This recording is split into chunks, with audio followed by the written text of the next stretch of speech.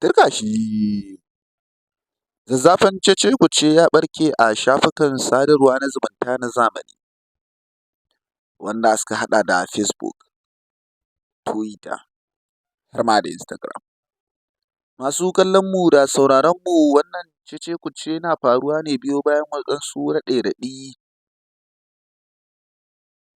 waɗanda aka fara yi dangane da siyasar shekarar 2027 wadda take karatowa. Masu sauraro, kamar dai yadda kuka sani, sati 3 zuwa 4 da ya gabata an tabbatar da cewa shugaban ƙasa Bola Ahmed Tinubu ya yi tattaunawar sirri da Dr. Rabi'u Musa Kwankwaso, inda tuni zargin mutane ya karkata kan cewar akwai yiwuwar ya je ya masa mataimaki a kakar da ke zuwa ta shekarar 2027.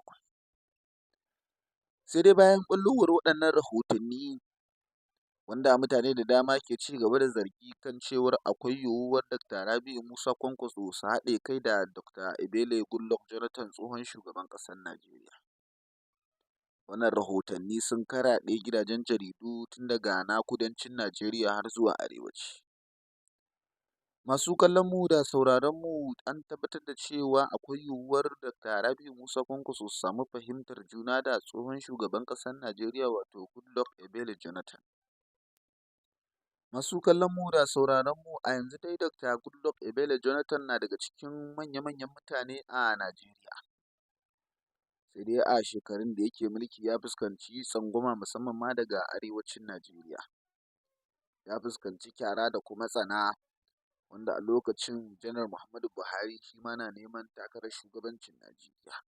Saboda haka ƙauna da soyayyar mutanen arewacin Najeriya tana komawa ne zuwa ga tsohon shugaban ƙasar Najeriya, wato Janar Muhammadu Buhari.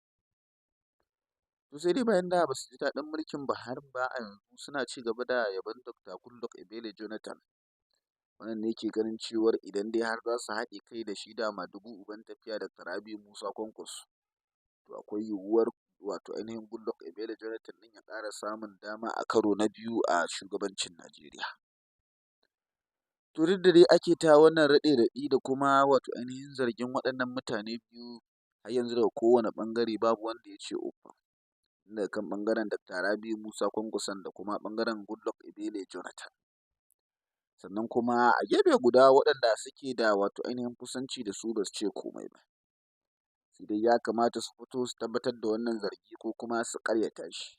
Wannan shi ne nan tambayoyin da masoya madugu uban tafiya ke ci gaba da yi dangane da wannan cece-kuce, ko mu ce dambarwa da ake ta yi a kafafen sadarwa na zumunta.